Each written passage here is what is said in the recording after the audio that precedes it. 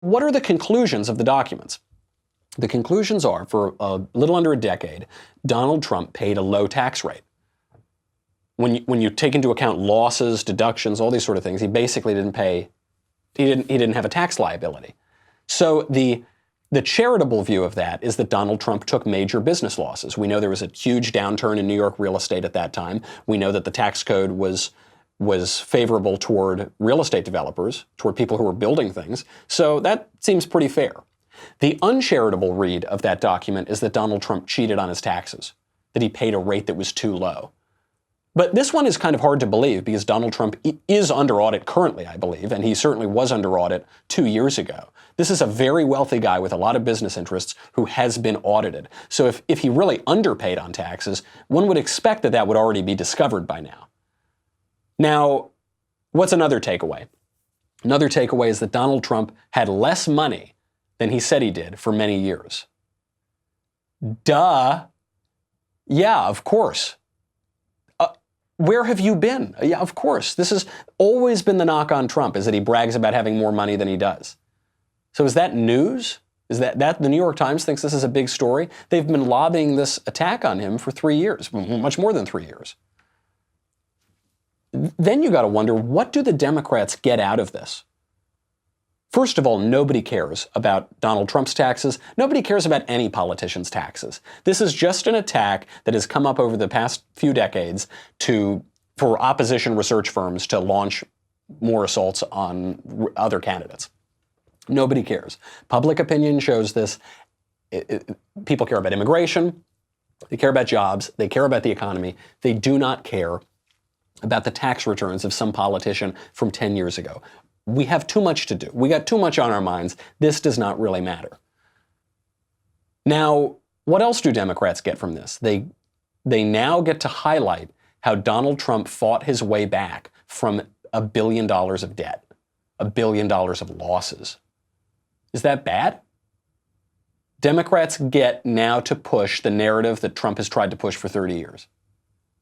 People like that. It exposes a lot of the elitism of the mainstream media. When this came out, one of the trends that was going on Twitter was they said, Donald Trump shouldn't have hosted The Apprentice. He should have hosted The Biggest Loser. Ha ha ha. They're making fun of Trump because he took some big risks in business and had some big losses and then made a lot of his money back. First of all, does anyone actually believe Donald Trump is not a wealthy man right now? I know some people try to say that, say he's not as rich as he says he is. Okay, fine.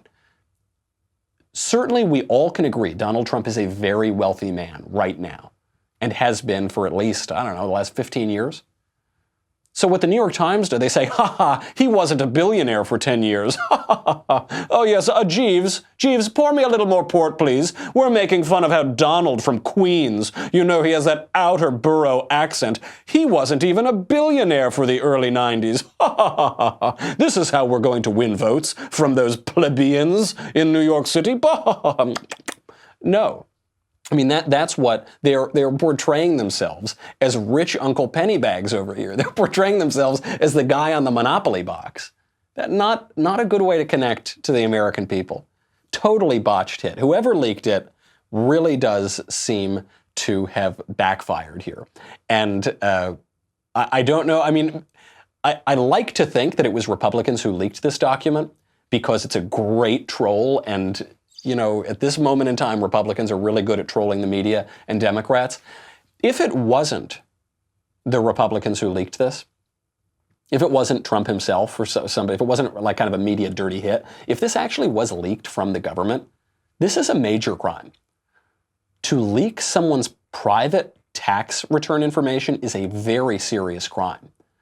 So certainly an investigation should take place, and whoever is responsible for it should be held to account. Unless it was Trump himself, whoever actually committed a crime of stealing this information should be held to account. This is really bad. I mean, we attack WikiLeaks for hacking into the government and releasing information that should not be released, and rightly so. How is this that much different? You have somebody going into our federal government stealing information, leaking it to the media, and publishing it to damage not only a politician, not only a candidate, but the President of the United States. That's a big deal. That's a very big deal.